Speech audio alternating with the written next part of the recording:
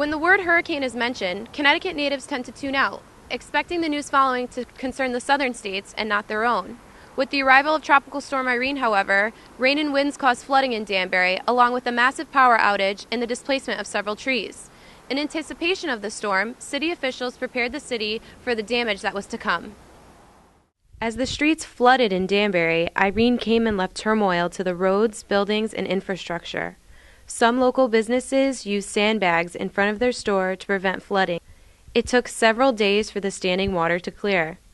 We asked Fire Chief Harold to explain the damages. We had so much rain over the past several weeks that going into Irene, the ground was already saturated. And curiously enough, after Irene passed, about a week later, we had another very heavy torrential downpour. It came in very short order, and we actually had more rain in a shorter time than we did during the hurricane. And as a result, we automatically, Danbury had the flooding in all the regular places, the West Street Bridge, Main Street, Osborne Street. We had some flooding over on Baumforth Avenue. And this is a result of the sudden onslaught of rain. We spoke to the mayor, who stressed the severity of the storm as he explained the city's preparation. We've had about 22 inches of rain in about a 4-week period, and on top of an already very saturated ground. That's 2 feet of rain, and that's just a lot for the city to drain at one time. And so a lot of our small brooks, our tributaries, things that feed the Still River, and then larger rivers beyond that, just became overwhelmed, and that flooded people out of their basements, flooded people out of their businesses. We had cars that got stuck in the middle of the roads where flash flooding occurred. It was really a difficult time. The mayor also stated that the cleanup cost for Danbury is over $750,000. Danbury did qualify for FEMA money, but he informed us that the damage to private property could cost millions. Probably most damage was caused by flooding, which we received a lot of flooding in some of the normal areas that are prone to flooding in the Danbury area, such as the Federal Road area, West Street area, some parts of Main Street. A lot of those areas did receive large amounts of flooding. We did have to barricade those roads off and close those roads down, and we also received a lot of utility wires, utility poles, etc. fell and caused damage to the poles and the wires.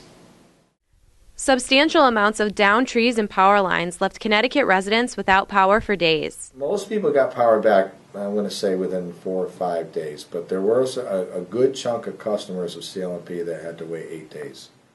767,000 Connecticut residents were without power after the storm, and Connecticut Light and Power employed several hundred crews and took several days to restore all of the power.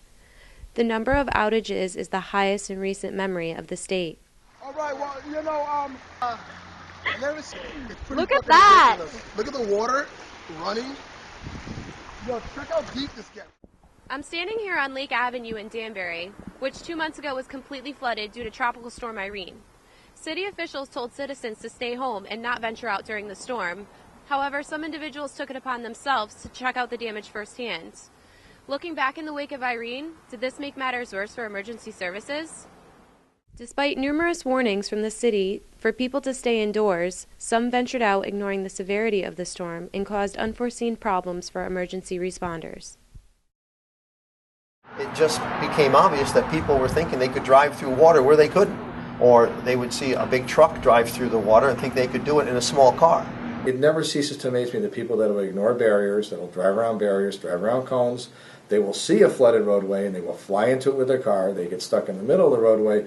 We've got to call the fire department. They've got to come out with their raft. They've got to rescue the person. They've got to ruin cars. So I guess my message to residents is when we have a barrier, a highway barrier there and a cone that says road closed, it's closed for a reason. Tropical Storm Irene tested the strengths of Danbury's emergency services, businesses, and homes. Though the damage has been cleaned up, city officials have made note on what plans can be improved on in case of another natural disaster. This is Laura Bergio for WCSU News, Election 11.